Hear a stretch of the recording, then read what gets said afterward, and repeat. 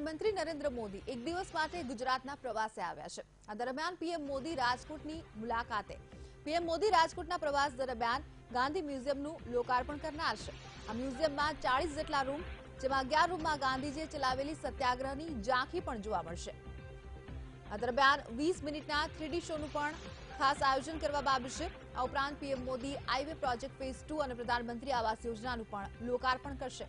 તો એક દિવસીય પ્રવાસ પર છે પ્રધાનમંત્રી નરેન્દ્ર મોદી 3 શહેરોની મુલાકાત લેનાર છે। તેમાં સૌપ્રથમ તેઓ રાજકોટની મુલાકાતે જનાર છે, જ્યાં આલ્ફ્રેડ સ્કૂલ કે જ્યાં 1 થી 7 ધોરણ સુધી ગાંધીજીએ અભ્યાસ કર્યો છે, તે સ્કૂલને હવે મ્યુઝિયમમાં પરિવર્તિત કરવામાં આવી છે અને 11 જેટલા જે રૂમ છે તેમાં જે ગાંધી સત્યાગ્રહ છે તેની ઝાંખી કરાવવામાં આવશે લોકોને, અને ખાસ 3D શોનું પણ આયોજન અહીં કરવામાં આવ્યું છે। તો પ્રધાનમંત્રી લોકાર્પણ કરશે જે ગાંધી મ્યુઝિયમ છે, મોહનનું મ્યુઝિયમ કેવું રહેશે તે અંતર્ગત આલ્ફ્રેડ સ્કૂલમાં 26 કરોડના ખર્ચે ખાસ કરીને આ મ્યુઝિયમ તૈયાર કરવામાં આવ્યું છે।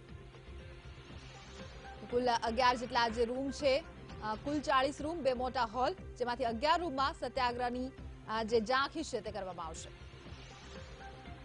પ્રધાનમંત્રી નરેન્દ્ર મોદી આજે રાજકોટની મુલાકાતે છે, ત્યારે રાજકોટની અંદર આપણે દ્રશ્યો બતાવવા માંગીએ છીએ। જે ગાંધી મ્યુઝિયમ કે જેનું રાજકોટ મહાનગરપાલિકા દ્વારા જે 26 કરોડના ખર્ચે નિર્માણ થવામાં આવ્યું છે, તેનું આજે લોકાર્પણ કરવાના છે। આ જે મ્યુઝિયમ છે તેમાં અલગ અલગ 40 જેટલા રૂમો બનાવવામાં આવ્યા છે, અને આ રૂમોની અંદર કહી શકાય કે ગાંધીજીના જે જીવન ચરિત્રો છે, જે પ્રેરણા મળે તે પ્રકારના દ્રષ્ટાંતો છે, આ તમામ દ્રષ્ટાંતો અને ગાંધીજીના જે તમામ જે પોતાના જીવન દરમિયાન કરેલા સંઘર્ષો છે, સત્યાગ્રહો છે, આ તમામ જે વસ્તુઓ છે તેને કંડારવામાં આવી છે, અને કહી શકાય કે લગભગ 26 કરોડના ખર્ચે આ મ્યુઝિયમ બનાવવામાં આવ્યું છે। આ ઉપરાંત રાજકોટની અંદર હાઈવે પ્રોજેક્ટના ફેઝ 2 તેમજ પ્રધાનમંત્રી આવાસ યોજના કે જે રાજકોટમાં મવડી વિસ્તાર ખાતે બનાવવામાં આવ્યું છે, આનું પણ પ્રધાનમંત્રી દ્વારા લોકાર્પણ કરવામાં આવ્યું છે। ત્યારે તે પહેલા કહી શકાય રાજકોટની અંદર ચુસ્ત પોલીસ બંદોબસ્ત ગોઠવી દેવામાં આવ્યો છે।